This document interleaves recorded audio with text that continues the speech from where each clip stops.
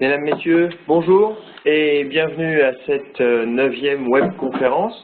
Nous allons échanger aujourd'hui sur un thème RH lié au comportement et lié aux motivations. Je veux parler de l'outil Talent Insight. Talent Insight est un outil complémentaire à l'outil DISC que vous connaissez. On en avait déjà parlé lors d'une réunion précédente.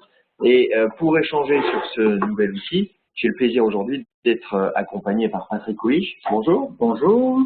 Patrick nous accompagne depuis un peu plus de 5 ans dans le développement des compétences managériales et utilise l'outil dont nous allons parler ensemble aujourd'hui.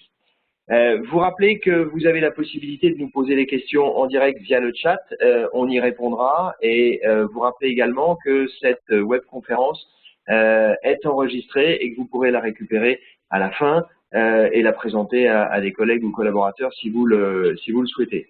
Peut-être en préambule, revenir sur l'intérêt et l'utilisation d'un outil d'analyse des comportements. Pourquoi dans les organisations, dans les entreprises, chez nos clients, utiliser ce type de dispositif, Patrick?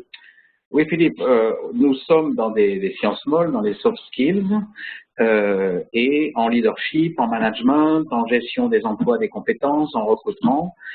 Il est difficile à la fois d'adapter sa communication, mais aussi son leadership et son management, si l'on ne dispose pas de quelques outils qui permettent de saisir quelles sont les personnes à qui on a affaire, quelles sont leurs différences, quelles sont leurs attentes et leurs besoins. Donc, ce type d'outil est éminemment utile dans un certain nombre de circonstances ayant trait aux ressources humaines dont on va reparler tout à l'heure. Utilité de l'outil, dans quel cadre et plus précisément pour quel type d'utilisation? Alors, les utilisations sont le recrutement, la gestion des carrières et des compétences, le leadership et le management au quotidien, c'est-à-dire la motivation des gens, l'adaptation de la communication à chaque personne mais aussi à des groupes. Plus généralement, toute action aussi ciblant un groupe de personnes, je sais pas, par exemple des vendeurs dans une entreprise, est destinée à la fois à les faire agir et à les mobiliser. Alors, très concrètement, revenu à nos métiers, cela permet d'être utilisé, effectivement, tu parlais du recrutement, on l'utilise pour comme un des faisceaux d'indices qui va nous permettre de prendre une décision. C'est jamais en tant que tel un outil qui est un outil coup-près, c'est un outil qui est un outil qui fait partie des faisceaux d'indices sur lequel on va s'appuyer et sur lequel on va s'appuyer notamment pour lancer la discussion. Et on fait la même chose en coaching. Voilà, on va l'utiliser en coaching, en formation, en convention. En convention, avec la possibilité là de travailler sur des grands groupes et de travailler sur l'acquisition d'une culture commune de communication, par exemple, et sur une durée assez courte. Ça permet d'avoir et de lancer une dynamique et d'avoir cette vision commune quant à une communication. Voilà, c'est aussi un outil d'assessment, c'est-à-dire lorsqu'une personne se pose des questions sur sa progression, lorsqu'une personne peut rencontrer des difficultés en leadership, en management, c'est un outil éminemment utile aussi pour son assessment. D'accord. Alors, on l'a évoqué, ce dont nous parlons aujourd'hui, c'est l'outil Talent Insight. Pour autant, cet outil est un complément, est une suite logique, une évolution de l'outil Success Insight que certains d'entre vous connaissent, peut-être d'autres moins. Et donc, revenir ici sur la méthode Success Insight, de quoi s'agit-il? Alors, Success Insight, donc c'est un outil américain qui, en fait, catégorise les types de comportements des personnes en 4 grandes catégories, correspondant chacune à une couleur. Alors, l'intérêt de cet outil, il existe beaucoup d'outils catégorisant les individus. L'intérêt ici, il est simple, c'est que le langage des couleurs est simple, universel et non connoté de façon culturelle ou par rapport à l'expérience, à la formation ou à l'origine des personnes. Cet outil est utilisable dans le monde entier. Je l'ai personnellement utilisé dans une 12aine de pays. Ça marche partout. Étant ici précisé qu'effectivement, il y a un étalonnage pays par pays pour tenir compte des spécificités. Tout à fait. Les bases théoriques de Success Insight? Alors, les bases théoriques de Success Insight sont d'une part les catégories, la grille de Carl Jung, suisse-allemand, qui a donc catégorisé différents types de comportements selon que la personne est introvertie ou extravertie et selon qu'elle est plutôt rationnelle ou relationnelle, ce qu'on appelait avant cerveau gauche, cerveau droit. Et dans les années 90, on a fait la preuve que toute personne utilise à la fois le cerveau gauche et le cerveau droit. Vous avez là un slide qui vous résume les 4 dimensions, étant ici précisé que toutes les personnes chacun d'entre nous a eu chacune de ces 4 dimensions. Pour autant, il y en a certaines qui sont plus utilisées que d'autres. Tout à fait. Là, dans cette webconférence, on va simplifier les choses, on est un peu caricaturaux, mais il est bien évident que nous ne sommes jamais dans une case. 97%, je crois qu'il y a eu une quarantaine de millions de profils qui ont été faits jusqu'à présent par la société TTI, ça a montré que 97% des gens ont 2 ou 3 couleurs qu'on appelle dominantes, c'est-à-dire que dans chaque couleur, une personne a de 0 à 100%. Une couleur dominante, c'est toute couleur où on a au-dessus de 50% au résultat du test. 97% des gens ont 2 ou 3 couleurs dominantes. Selon le mix des couleurs, ça va donner une position dans la roue Success Insight avec 8 catégories de comportements. Si l'on veut schématiser, on va tomber sur le disque, ce qu'on appelle le disque. Les gens qui ont une forte dominante comportementale en couleur rouge sont des gens qui sont dans le D, dominance, alors qu'ils ne cherchent pas à dominer les individus, mais plutôt à dominer les éléments, à obtenir des résultats, répondre à des défis, des challenges, qui aiment le résultat. Les personnes qui ont une forte dominante en couleur jaune, c'est le I, cherchent à influencer, ce sont des personnes qui cherchent à plaisir partagé, l'interaction sociale, donc à influencer les autres. Les personnes en forte dominante verte, c'est le S de stabilité, donc cherchent à l'harmonie et la stabilité. Et les personnes en dominante bleue, c'est le C de conformité, donc cherchent l'atteinte des objectifs tels qu'ils avaient été définis, le respect des règles telles qu'elles existent. Donc ça, c'est l'outil Success Insight qui existe depuis 1992, travaux de Marston et de Young, très largement utilisé. Et la maison mère, TTI aux États-Unis, a décidé d'aller plus loin et d'offrir un complément d'utilisation, une suite logique à ce premier niveau d'analyse qui est le DISC, qui est l'outil Success Insight, et ont développé une nouvelle fonctionnalité qui s'appelle Talent Insight, et qui, elle, va travailler sur les facteurs de motivation. Et donc, on va donc maintenant rentrer sur ce complément de la méthode Success Insight pour parler plus spécifiquement de l'outil Talent Insight. Alors, Patrick, quelle différence fondamentale entre Success Insight que nous venons de voir et Talent Insight? Alors, Success Insight, je ne l'ai pas dit tout à l'heure, était un outil destiné essentiellement à comprendre et simplifier qui j'ai en face de moi, et à adapter ma communication, aussi bien dans le verbal que dans le non-verbal et dans la congruence, c'est-à-dire la cohérence entre le non-verbal et le verbal. Il s'agit donc d'adapter sa communication pour mieux convaincre, influencer quelqu'un. Et on est sur la communication, on n'est pas sur la personnalité. On n'est pas sur la personnalité. Alors que Talent Insight, il s'agit d'un outil permettant de mieux comprendre les facteurs de motivation, les valeurs internes des personnes, c'est-à-dire ce qui les fait bouger et agir. On est donc dans un outil plus puissant qu'un simple outil d'adaptation de la communication, mais dans un outil de compréhension de ce qui fait vraiment bouger la personne ou un groupe de personnes. Si je devais résumer, Success Insight, c'est comment je communique, et Talent Insight, c'est pourquoi je communique et pourquoi je réagis de cette façon-là. Voilà, et comment je vais pouvoir mobiliser, motiver, faire agir au quotidien, comment aussi je vais éviter de démotiver quelqu'un, en comprenant mieux qu'est-ce qui le fait bouger. Donc là, on touche vraiment à une clé de questionnement très importante qu'ont les entreprises aujourd'hui, sur l'engagement des équipes, sur les motivations des équipes, qui est quelque chose qui est assez récurrent dans tous les entretiens qu'on peut avoir. Voilà, on ne connaît pas de leader ou de manager, qu'il soit hiérarchique ou transversal, qui aujourd'hui ne se pose pas la question de comment je motive, comment je mobilise, comment je fais agir. C'est le passage à l'acte qu'on recherche en entreprise. les bases théoriques de Success Insight, c'est Marston et Young. Oui. Quelles sont les bases théoriques de cet outil et peut-être un rappel plus générique sur la motivation et son étude depuis quelques dizaines d'années? Voilà, parce qu'il y a plusieurs strates successives d'outils sur la motivation et c'est vrai qu'aujourd'hui, on a tendance un peu à confondre tous ces outils qui sont complémentaires parce que les uns sont appuyés sur les autres pour développer de nouveaux outils. Je ne vais pas le faire exactement de façon historique puisque vous verrez que l'outil sur lequel s'appuie Talent Insight est finalement l'un des outils les plus anciens, mais s'est appuyé aussi sur les autres outils. On a le plus connu, c'est la pyramide de Maslow. Je précise que Maslow, dans son livre original publié à New York, n'a jamais fait aucune pyramide, ça a été fait par des consultants par la suite. Que nous dit Maslow, donc en 1943 aux États-Unis, il nous dit que on classifie les besoins sous une forme pyramidale et il nous dit que je n'accède à tel type de besoin que si j'ai déjà satisfait les strates en dessous, d'une part, d'autre part, qu'une fois que je saisis où en est une personne dans la pyramide, il suffit de lui apporter ce dont elle a besoin pour qu'elle soit motivée. Ça, c'est le plus connu du grand public. C'est le plus connu. Ça marchait sans doute il y a des décennies, mais on sait aujourd'hui que les choses sont bien plus complexes que ça.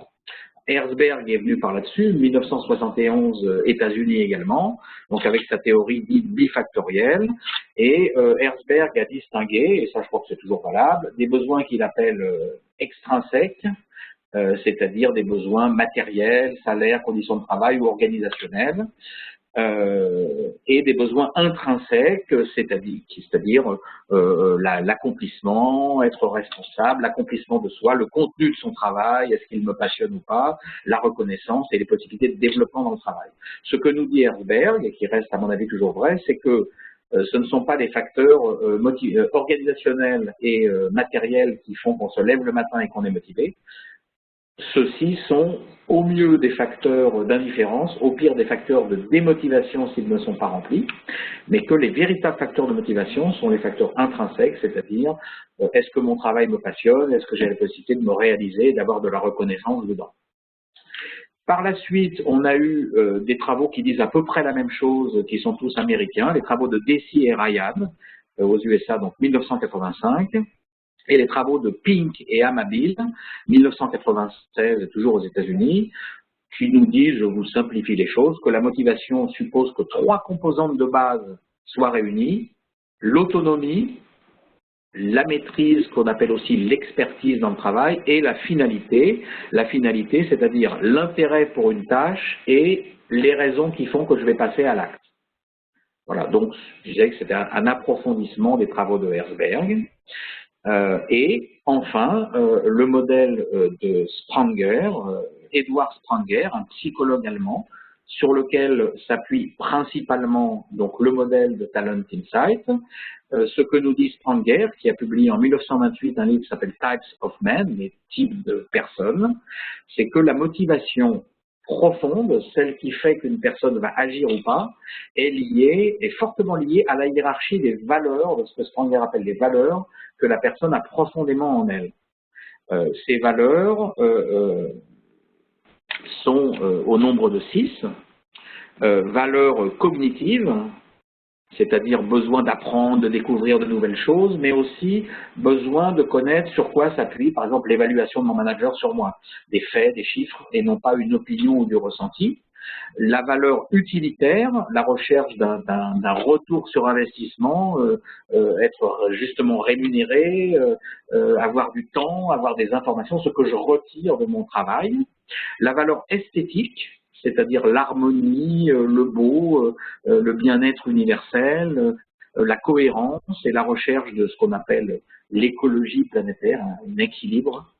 La valeur sociale, c'est-à-dire le besoin par l'empathie de réduire la souffrance des autres, de faire que les gens se sentent bien.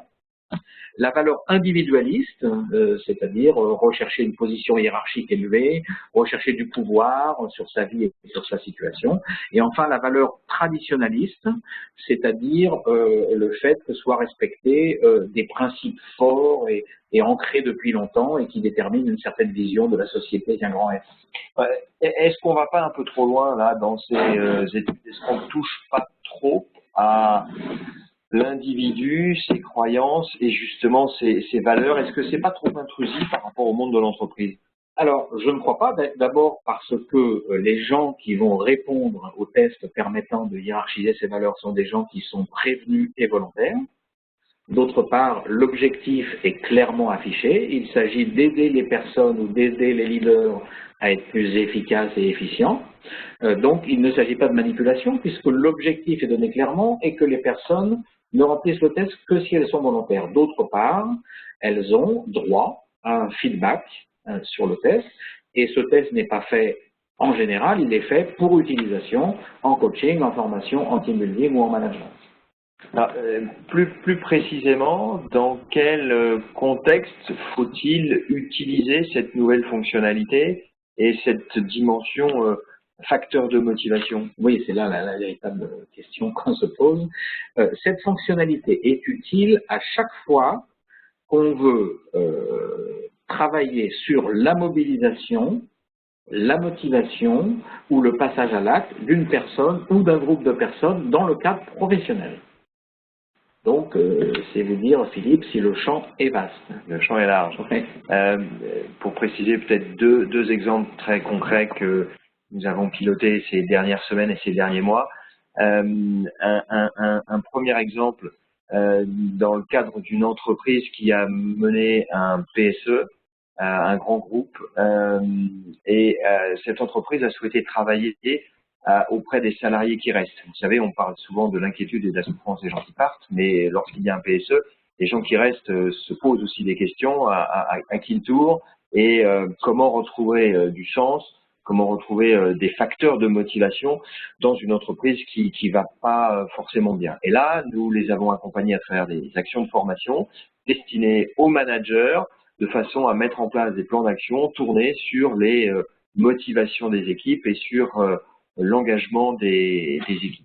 Et puis le deuxième exemple, plus récent, concernait une entreprise qui souhaitait mettre en place une politique valeur au sein de l'entreprise, souhaitait redéfinir ses propres valeurs d'entreprise et a décidé de travailler avec cet outil, d'abord pour faire un sondage auprès des managers, pour leur faire prendre conscience de la notion de manager par les valeurs, et partant de ce premier travail, ensuite de mettre en place des groupes projets pour identifier et créer et nommer et mettre en place cette politique de valeurs et ces nouvelles valeurs d'entreprise. Donc voilà deux exemples différents destinés aux managers chacun, mais un pour rassurer et remettre en tension les équipes et l'autre pour identifier les valeurs de l'entreprise.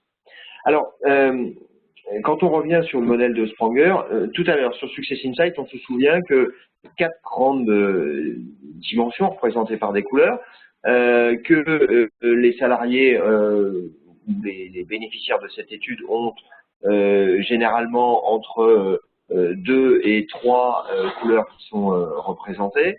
Là, sur l'étude des facteurs de motivation, il y a 6 attitudes qui sont identifiées. Combien y en a-t-il qui sont donnés dans le profil?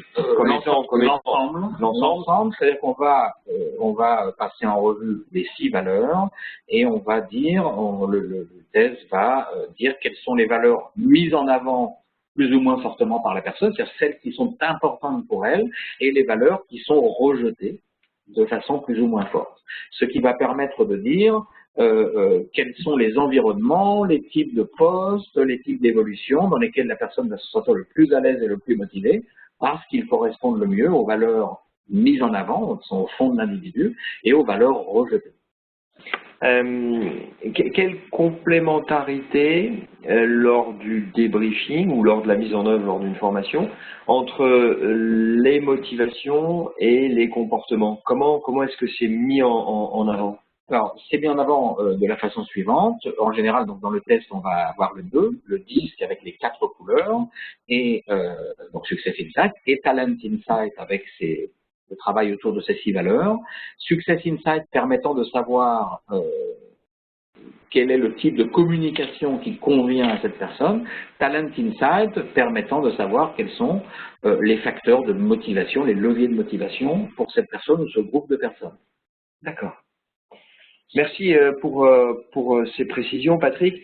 Je regarde sur le chat, pas de questions, ce qui semble vouloir dire que nous avons répondu à toutes vos interrogations. Vous précisez deux choses complémentaires. La possibilité de continuer à nous poser des questions via nos emails ou via Twitter. La possibilité pour vous de revisionner cet échange sur notre site internet, il sera mis en ligne dès cet après-midi.